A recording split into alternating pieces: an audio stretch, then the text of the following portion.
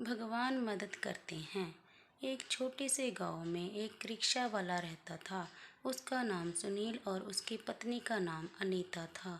सुनील बहुत ही दयालु और मन का सच्चा इंसान था। उसकी भगवान में श्रद्धा भी अटूट थी। कैसे भी परिस्थिति उसका भगवान पर से भरोसा नहीं डगमगाया।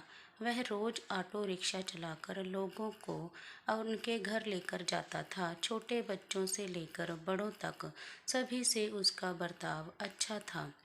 अच्छे स्वभाव की वजह से सैकड़ों लोग उसे पहचानने लगे थे। आधी रात भी अगर किसी को आवश्यक काम के लिए बाहर जाना पड़े तो वह नेक इंसान तैयार हो जाता था। रात के समय भी औरतें भरोसे के कारण इस रिक्शा चालक के रिक्शा में ना डरते हुए जाती थी। वो एक दयालु मन का इंसान था। सभी गांव वाले उसे बहुत प्यार करते थे। उसे 3 लड़कियां थी, चांदनी, सलोनी और अंकिता। वह तीनों पढ़ाई कर रही थी। बड़ी लड़की की पढ़ाई पहले ही पूरी हो चुकी थी। सुनील ने अपनी बड़ी बेटी चांदनी की 12वीं तक पढ़ाई करवाई थी। बाकी की 2 लड़कियां पढ़ाई कर रही थी। उम्र होते ही उसने अपनी बड़ी बेटी की शादी करने का निश्चय किया। भगवान ने दिया हुआ उसके पास जो भी था वो उसके लिए काफ़ी था। रिक्शा चालक ने अपनी बड़ी बेटी की शादी एक अच्छी ज्वाइंट फैमिली में तय की। उसके ससुराल वालों ने शादी की तारीख निश्चित की थी। रिक्शा चालक ने अपनी बेटी की शादी के लिए पैसे जमा करने के लिए रात दिन मेहनत की थी। उसने अपनी बेटी को गहने, कपड़े और शादी का सब सामान खरीद दिया। वह अपनी बेटी की शादी का दिन देखने के लिए आतुर था। एक दिन वह भगवान के मंदिर में पूजा करने गया। मंदिर में पूजा करते हुए वह बोलने लगा, हे भगवान, मेरी बेटी की शादी जल्द होने वाली है। मेरी बेटी की शादी का सामान खरीद करते समय मुझे कभी भी कोई कमी नहीं हुई। आपके दयालुपन से सब ठीक चल रहा है। सब सामान भी आ गया है, खाद्य पदार्थ भी पहुंच गए हैं। उसने इन सभी के लिए भगवान का उपकार माना और उन्हें धन्यवाद किया। शादी को 2-3 दिन बचे थे। वह अपनी बेटी के पास गया और बोला, मेरे पास तुम्हें देने के लिए ज़्यादा नहीं, पर मैंने तुम्हारे लिए कुछ गहने लिए हैं। एक अच्छे परिवार में तुम्हारा हाथ सौंप रहा हूँ। लड़का अच्छा काम करता है, वहाँ तुम्हें किसी भी चीज़ की कोई कमी नहीं होगी। लड़की ये दूसरे की संपत्ति होती है, उन्हें एक ना एक दिन अपने घर जाना ही होता है। तुम्हारे खुद के माता पिता तुम्हें बोल रहे हैं। ये सब बातें वह रिक्शा चालक अपनी बेटी को समझा रहा था। समझाते वक्त उसकी आंखों में आंसू आ गए थे।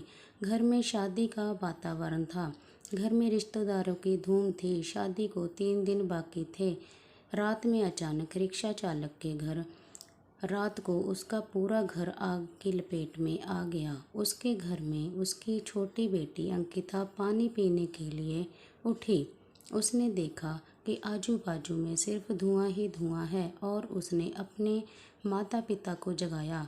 जागते ही सब आग लगी ऐसा चिल्लाने लगे, कोई हमें बचाओ।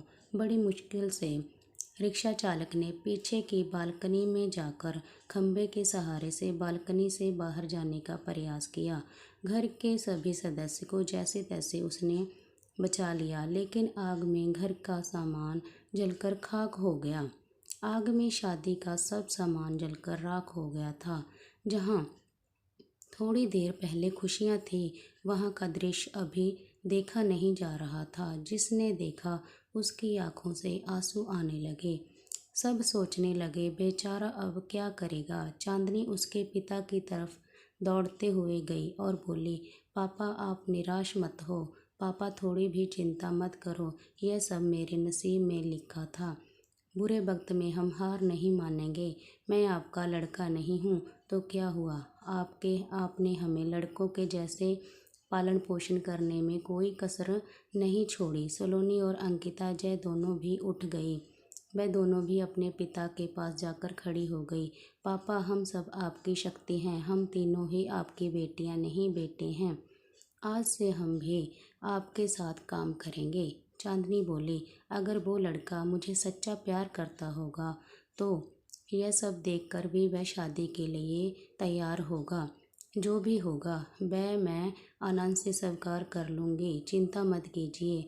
तीनों बेटियों ने मिलकर अपने पापा को समझाया। आजू बाजू के सब लोग इकट्ठा हुए, साथ में बोल रहे थे कि ससुराल वालों को क्या जवाब दोगे। जो आया वह शोक व्यक्त करके चला जाता था। सुनील के घर के पास लोगों की भीड़ जमा हुई थी। सभी बोलने लगे कि आपने अच्छे काम करके पैसे कमाए थे। सुनील बोला, कदाचित भगवान की यही इच्छा होगी। तभी उसकी पत्नी अनीता आई और बोली कि आप बस भगवान का नाम करते रहो, आपके भगवान ने आपको बदले में ये सब दिया है। अब इस घर में कभी भी भगवान का नाम नहीं लेना। तभी सुनील उससे बोला, तुम नसीब वाली हो जो इतनी बड़ी आग में से तुम जिंदा वापस बाहर आई। यह नियति का खेल है, भगवान को क्यों दोष देते हो। किसी आदमी ने प्रेस में ये खबर दे दी। दूसरे दिन समाचार पत्र में खबर आई कि ऑटो रिक्शा चालक सुनील के घर में आग में जलकर सब खाक हो गया। उसकी बेटी की शादी को कुछ ही दिन बचे थे। गरीब आदमी अपनी बेटी की शादी कैसे करेगा। जिसने भी यह खबर सुनी उसने मदद की। उसे भले रिक्शा चालक को पहचानने वाले सब आए और पता नहीं अपने साथ क्या क्या लाए। उसका घर तोहफों से भर गया। किसी ने गहने, किसी ने कपड़े, किसी ने राशन तो किसी ने पैसे दिए।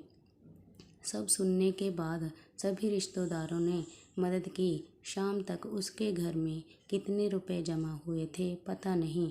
तीनों लड़कियों ने सब पैसे पापा के पास दे दिए।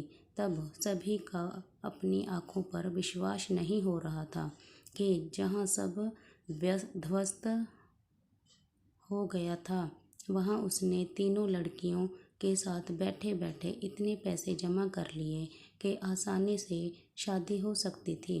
भगवान देता है तो छप्पर फाड़ कर देता है। उसने अपनी बेटी की शादी मंदिर में बड़े धूम धड़ाके के साथ की।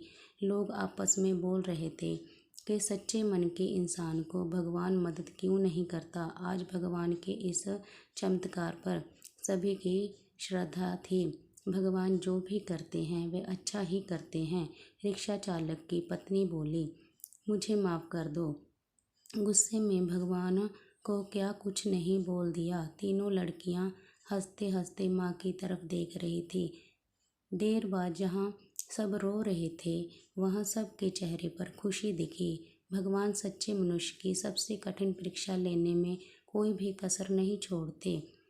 सुनील और उसकी बेटियों ने संकट के समय एक दूसरे का साथ दिया, अपना विश्वास डगमगाने नहीं दिया। सच्चाई और भगवान में विश्वास के साथ अपना कर्म करते रहिए। फल की इच्छा करो या ना करो, सही समय पर सही फल जरूर मिलता है। और जब भगवान हमारी मदद करना चाहते हैं तो ऐसे करते हैं कि जहाँ तक हमारी बुद्धि सोच भी नहीं सकती। फ्रेंड्स, अगर स्टोरी पसंद आई हो तो लाइक कीजिए, सब्सक्राइब कीजिए एंड शेयर कीजिए। Thank you.